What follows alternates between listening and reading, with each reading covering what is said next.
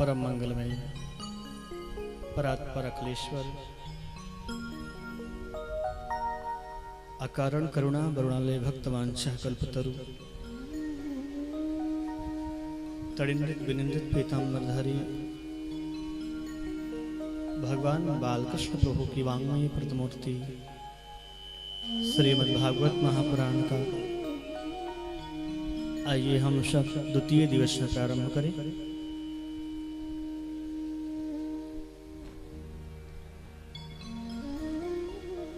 आदरणीय सूत जी महाराज शौनकादि ऋषियों को भागवत के दिव्य कथा को श्रवण करा रहे हैं।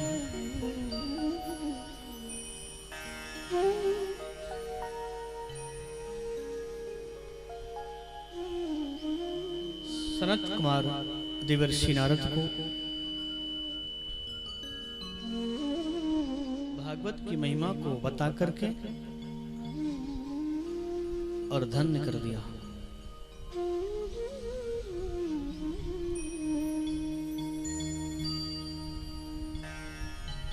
शौनकादि ऋषियों ने श्री सूत जी महाराज के मुखारविंद से भागवत महात्मा की कथा को सुन करके बड़े आनंदित हुए। आदरणीय सूत जी महाराज से शौनकादि ऋषियों ने बड़ी सुंदर प्रश्न किया। त्वया खलु पुराणानि सेतिहासानि च नघ आख्यातानप्यधीतानि धर्मशास्त्राणि यान्युत। हे सूत जी, आप पुराणों के ज्ञाता हैं, इतिहास के जानकार हैं, धर्मशास्त्र वेद उपनिषदों के आप परम विद्वान हैं। इसलिए आपसे आज हम कुछ पूछना चाहते हैं और हमारा एक प्रश्न नहीं है, आज हम आपसे 6 प्रश्न करना चाहते हैं। आपसे कुछ जानने की इच्छा है मन में। सूत जी महाराज ने कहा, पूछिए।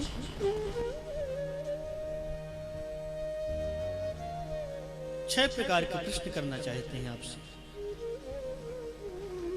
और हमारा पहला प्रश्न सूत जी आपसे यही है कि मानव के लिए परम धर्म क्या है?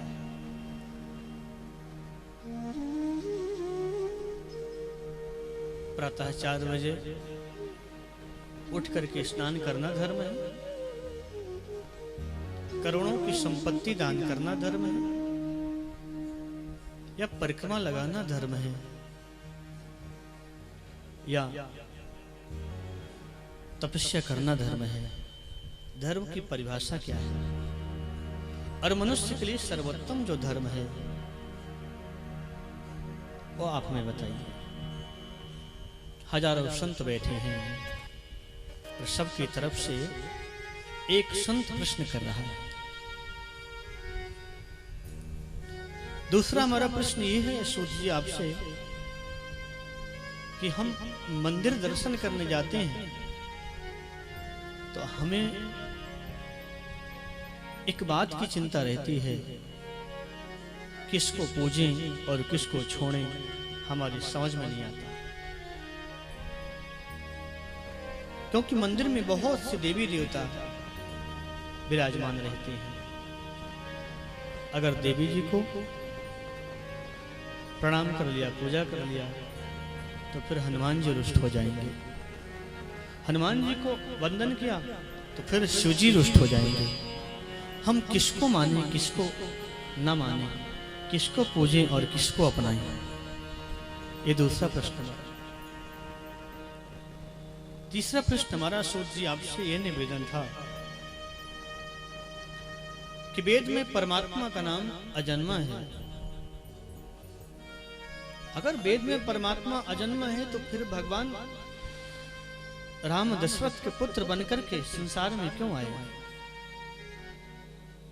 देव की वसुदेव कृष्ण बनकर के क्यों आए? ये हमारा तीसरा प्रश्न है। चौथा प्रश्न हमारा यह है कि भगवान के अवतार कितने हुए हैं, वो हम जानना चाहते हैं। कोई कहता है भगवान के अनेक अवतार होते हैं, कोई कहता है भगवान के 10 अवतार, कोई कहता है भगवान के अनंत अवतार, हरि अनंत, हरि कथा अनंत। कितने अवतार हैं?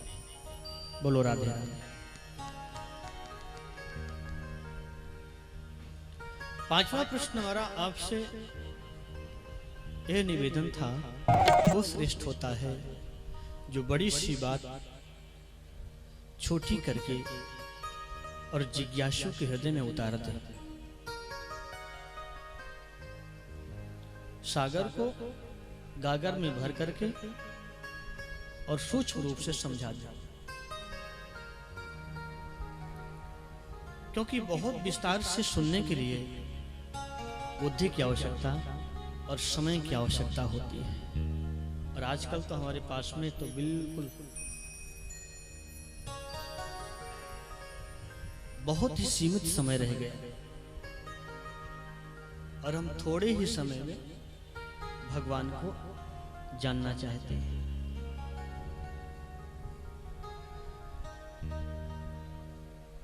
शास्त्रों में ऐसा लिखा है, जन्म जन्म मुनि जतन कराही, अंतराम कहीं आवत नाही। बोलो राधे राधे। ऋषि लोग, योगी लोग जन्म जन्मांतर से बैठे रहते हैं।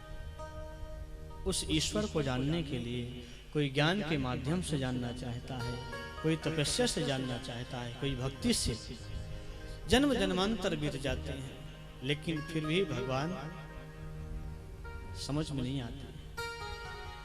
और हम सब लोग 7 दिन के अंदर ही भगवान को जानना चाहते हैं। कैसे संभव होगा?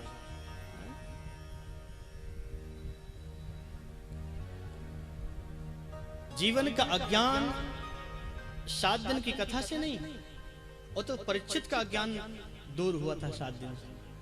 हमारा और आपका तो कितनी बार भागवत सुनते हैं, क्या अज्ञान हमारा दूर हुआ?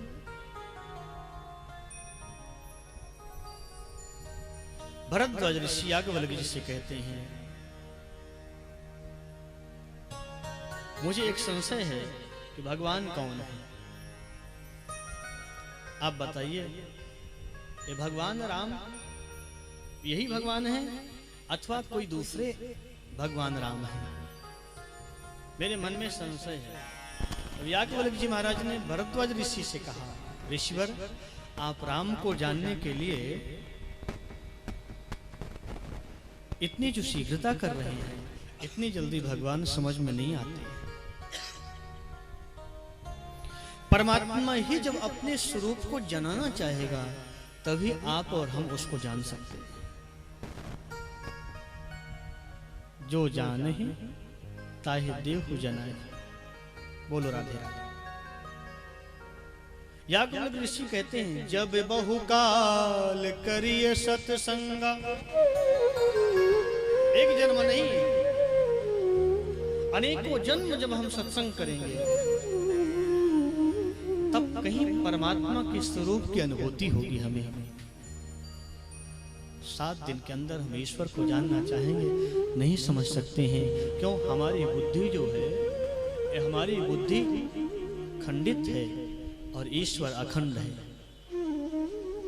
अगर खंडित बुद्धि से अखंड ईश्वर को हम समझना चाहेंगे, जानना चाहेंगे, तो संभव नहीं है। बुद्धि हमारी सीमित है और ईश्वर असीम है। जहां से हमारी बुद्धि की सीमा समाप्त होती है, वहां से ईश्वर की सीमा प्रारंभ होती है। तो परमात्मा बुद्धि का विषय नहीं है, परमात्मा भाव का विषय है, निष्ठा का विषय है। अनेकों जन्म तक जब सत्संग व्यक्ति करता है, तब कहीं उसका संशय दूर होता है। इसलिए महापुरुष लोग बोलते हैं, सत्संग करते रहो, सत्संग करते रहो। बिनु सत्संग विवेक न होई, राम कृपा बिनु सुलभ न सोई।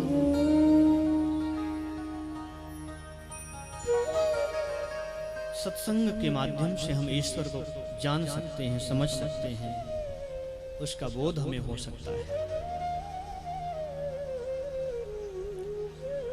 छठा प्रश्न हमारा सूत जी यही है कि धर्म संस्थापनार्थाय संभवामि युगे युगे। हमने ऐसा शास्त्र में सुना है कि भगवान धर्म की स्थापना के लिए आते हैं धरातल में, युग युग में अवतार लेते हैं। यदि हम प्रभु की शास्त्रों की बात पर विश्वास करें कि भगवान धर्म की स्थापना के लिए आते हैं, अवतार लेते हैं, अपनी लीला को समाप्त करके श्री कृष्ण चले गए, तो जब भगवान कृष्ण धर्म की स्थापना करने के लिए आए और अपने लीला को समाप्त करके चले गए, तो भगवान के जाने के बाद धर्म किसकी शरण में गया, ये हम जानना चाहते हैं। धर्म का क्या हुआ? ये 6 प्रकार के हमारे प्रश्न हैं। आप हमें विस्तार से समझाइए, आपके चरणों में निवेदन है। आदरणीय सूत जी महाराज ने सौनकादि ऋषियों के प्रश्नों को सुन करके गदगद हो गए और बोले,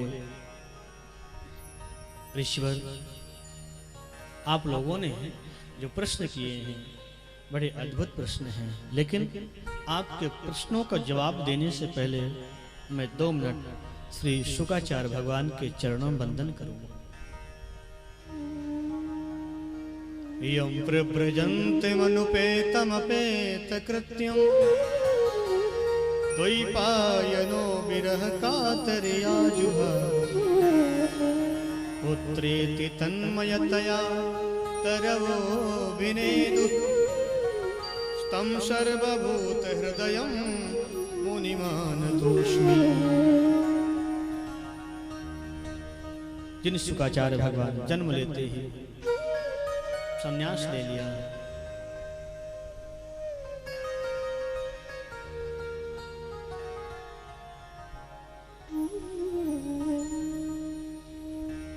जिनके पिता महर्षि वेदव्यास जी महाराज अपने पुत्र को लौटा करके वापस घर नहीं ला सके,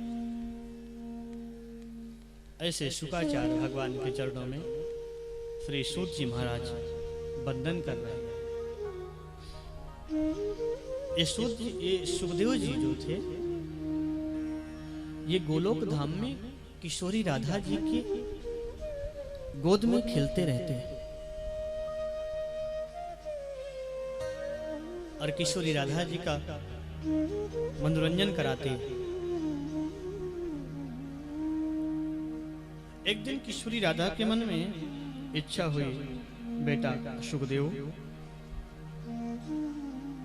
तो मृत्युलोक में जाओ और मृत्युलोक में जाकर के भागवत धर्म का प्रचार करो। आदरणीय शुकाचार्य भगवान ने कहा, माते आप हमें मृत्युलोक में भेजना चाहती हैं, लेकिन आपको मालूम है इस लोक में जाने के बाद में जो भगवान का जो भजन होता है ना जी, वो छूट जाता है और भगवान की माया पकड़ लेती है, जन्म लेती है। और माते आप हमें मृत्युलोक में भेज रही हैं, आपकी जो माला जपता हूं ना मैं नाम की, वो छूट जाएगी, फिर मुश्किल हो जाएगा। किशोरी राधा ने कहा, सुखदेव मैं तुम्हें वचन देती हूँ, मेरी भगवान की माया तुम्हारे ऊपर कोई प्रभाव नहीं दिखाएगी। बोले मैं नहीं मान सकता। आग्रह किया, तब शुकाचार्य भगवान सुख के रूप में मृत्युलोक में आए। कैलाश पर्वत पर रहते थे भगवान शिव।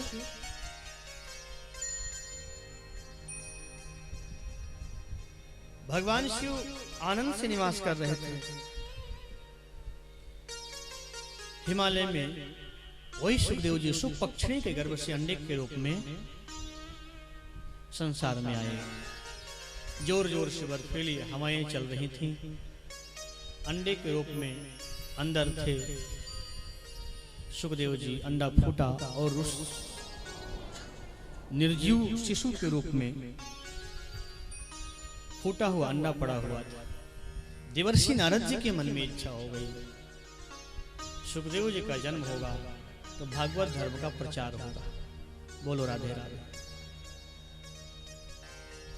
अब नारद जी महाराज का तो एक ही स्वभाव है, आपको बताएं, जिसमें सबका हित होता है वही देवर्षि नारद करते हैं। श्री कृष्ण गोविंद हरे मुरारी, हे नाथ नारायण वासुदेवा, बीड़ा में बजाते हुए और विचरण करते रहते हैं।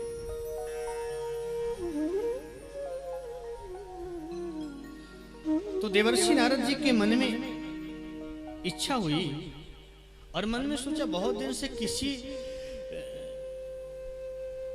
परिवार में मैंने झगड़ा होते हुए नहीं देखा।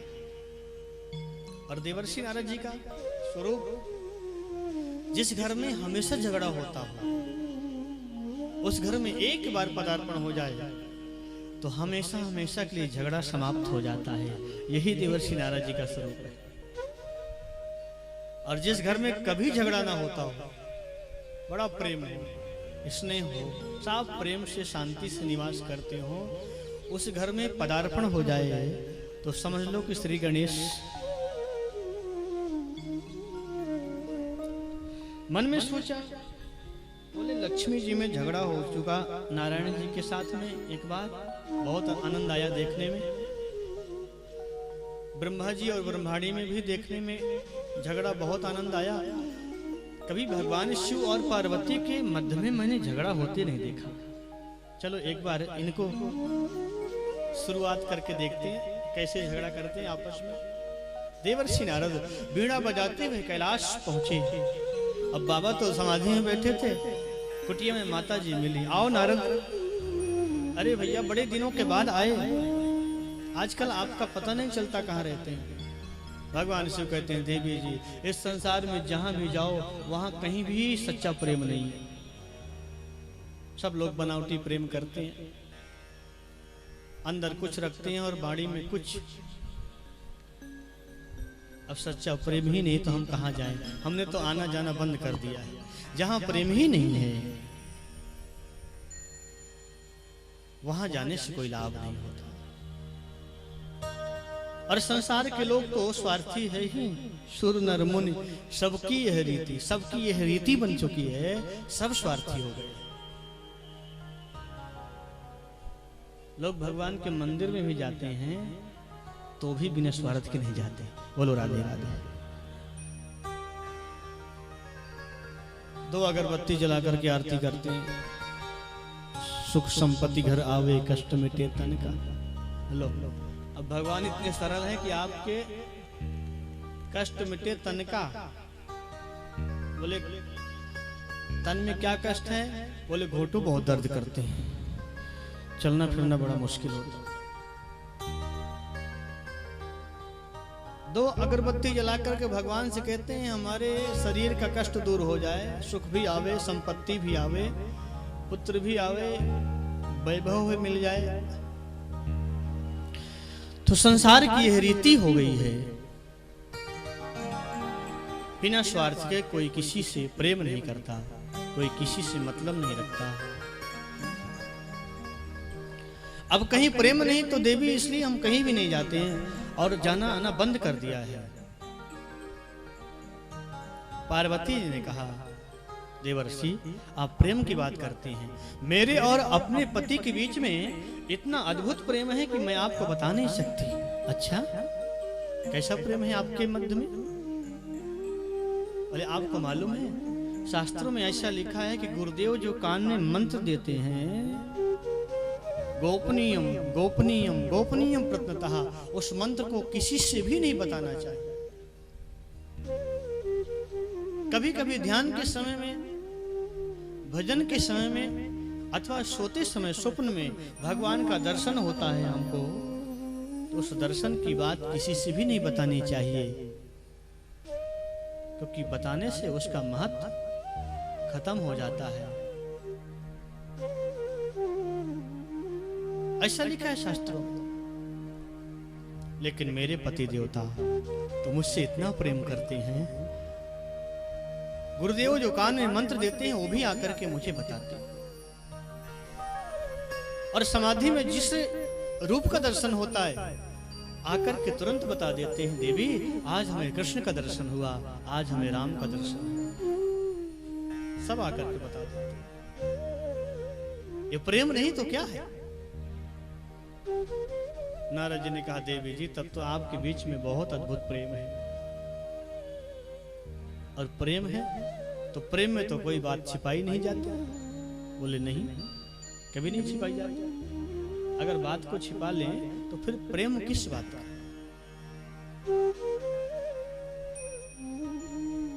अच्छा देवी, आपके पति देवता आपसे इतना प्रेम करते हैं तो आपको वो बात भी बताई होगी। ले कौन सी? बोले जिस मुंडों की माला को पहन करके आपके बगल में बैठे रहते हैं हमेशा, उस माला में किसके मुंड लगे हुए हैं? पार्वती जी ने कहा, प्रेम तो बहुत करते हैं लेकिन ये बात कभी नहीं बताई। बोलो राधे राधे। देवर्षि नारद जी ने कहा, देवी बस तो प्रेम क्या करते हैं? खाक। जिस मुन्नों की माला को पहन करके 24 घंटे हर क्षण आपके सानिध्य में बैठे रहते हैं भगवान भोलेनाथ, उसमें किसके मुंड लगे हैं? ये बात नहीं बताई तो फिर प्रेम कहाँ करते हैं? और जहाँ कोई बात छिपाई जाती है वहाँ प्रेम नहीं होता है, वहाँ प्रेम का दिखावा होता है, नाटक होता है। बस देवी जी, इसलिए हम कहीं आते जाते नहीं हैं। अब तुम जानो, तुम्हारा काम जाने, हम तो चले। बोलो राधे राधे।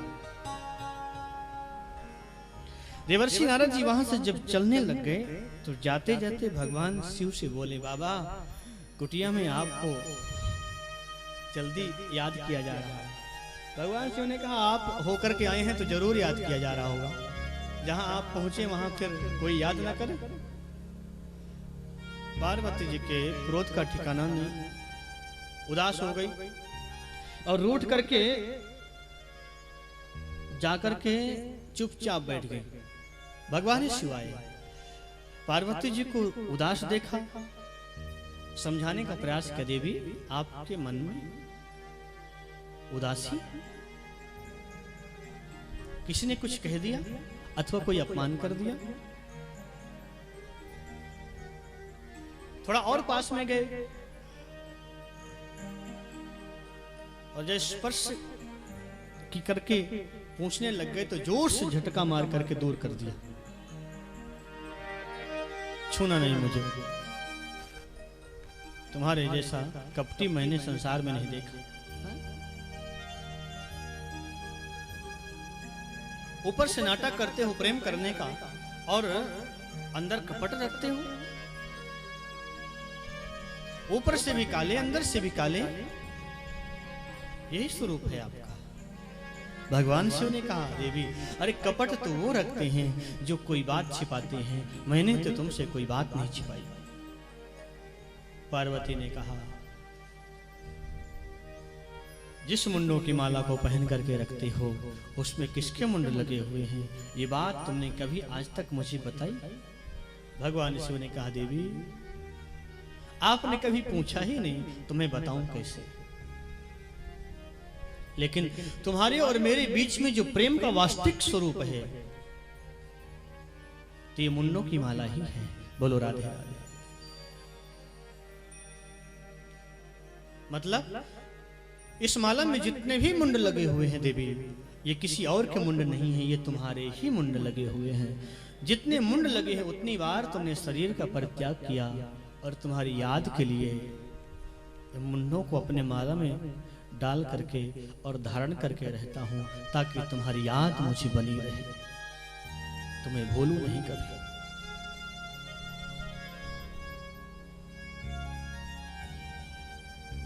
पार्वती जी ने कहा, तब तो आप और बड़े कपटी निकले। बोले वो कैसे? बोले आप कभी मरते नहीं हैं, ऐसी कौन सी जड़ी बूटी पी रखी है? और मैं बार बार मर जाती हूँ, और मुझे भी तो देना चाहिए तुमको। भगवान शिव ने कहा, देवी हमने अमर कथा का पान किया है, और शास्त्रों में ऐसा लिखा है जो अमर कथा का पान कर लेता है वो मरने से बच जाता है, अमर हो जाता है। पार्वती ने आग्रह किया, मुझे भी वो कथा सुनाइए, अमर कथा का पान कराइए, जिससे मैं भी अमर हो जाऊं।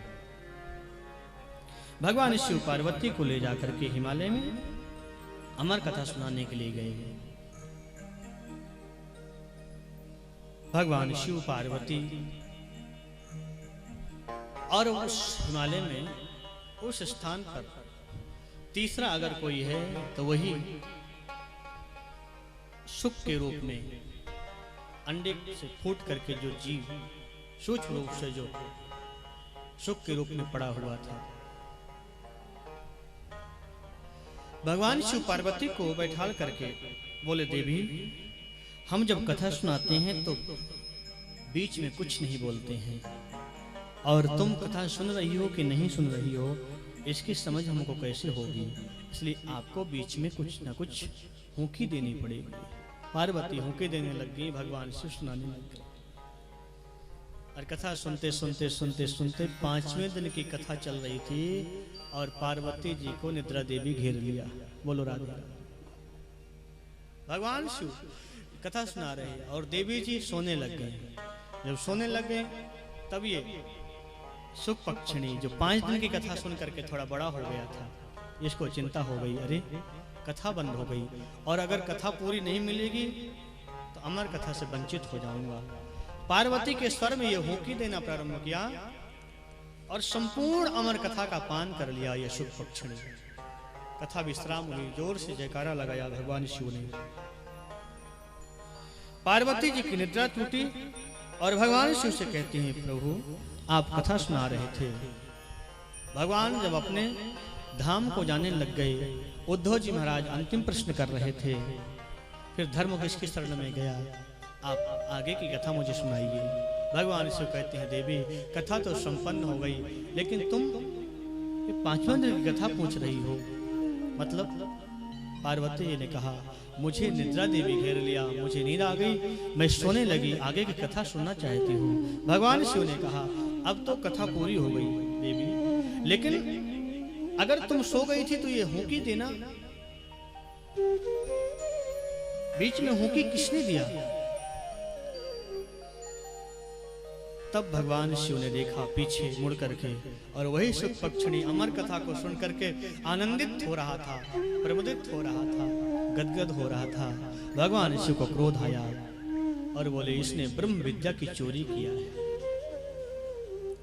पीछे बैठ करके वही भगवान शिव